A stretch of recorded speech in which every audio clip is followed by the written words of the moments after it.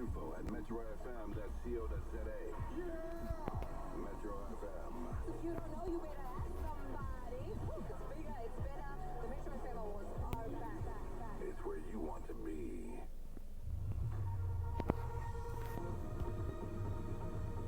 SABC News, independent and impartial.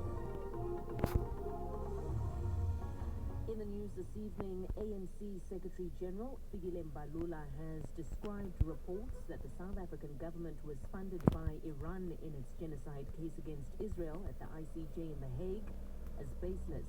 And EU leaders have agreed to a deal to end a financial standoff over aid for Ukraine. I'll bring you the details at 6. Metro FM Sport with Morena Mutupi. Oh man, the world of sport, particularly the world of Formula One, has been abuzz since this afternoon when news broke, at least some very strong speculation broke, that Sir Lewis Hamilton will be spending his very last year this year with Mercedes, as he will be leaving his home of 11 years to join the prancing horse, the Italian Scuderia. He's going to be going to Monza. He will be joining the red Ferrari for the 2025 F1 campaign. Whether it's going to be only for 2025 or he'll be signing a contract beyond that, we don't know. But what we do know now is that come the start of the season in March next year, he'll be wearing red instead of black. Hamilton's current contract with Mercedes due to expire next year, but he will be vacating the Silver Arrow seat to replace Carlos Sainz Jr. at Scuderia. Hamilton had been, for a number of years, rumored to potentially join Scuderia, but nothing had ever come of it, as he had been stressing his commitment to Mercedes each year, even after the Abu Dhabi controversy in 2021, when a lot of fans believed that he was robbed of the 8th world title. And then, of course, 2022 and 2023, he was supplied with very horrible cars that saw him having the worst seasons of his career.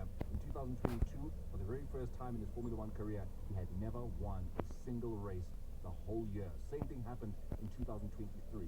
Will it be the same case in 2024? Well, the season gets underway in Bahrain on the 2nd of March. It's a 24-race season, the longest in Formula One history, so we can only but wait and see if Hamilton is going to say goodbye to Mercedes, at least with a race win at some point. He's got Max Verstappen to be dealing with. Now, by joining Ferrari, the Briton put himself in a position to finally win a record 8th F1 World Championship, driving the car that made Michael Schumacher famous, the very same man with whom he shares the record 7 world titles with.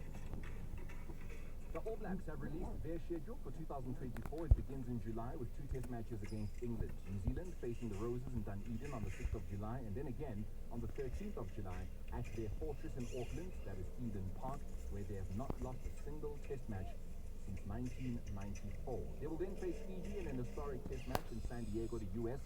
That's going to be on the 19th of July. In August, there's the Rugby Championship, where the 2023 Rugby World Cup finalists will begin their campaign against Argentina in Wellington on the 10th. That's going to be, and then they're going to move over to Auckland a week later against the Los Pumas.